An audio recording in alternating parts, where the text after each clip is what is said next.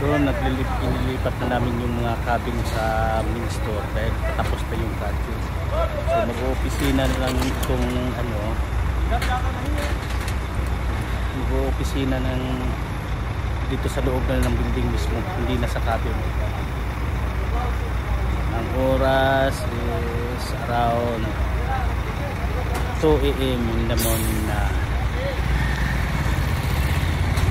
Ito ang pangalawa, yung nakita nyo yun ang ano, unang cabin, dalawang cabin lang ito for sa mga cabin ng mga engineer.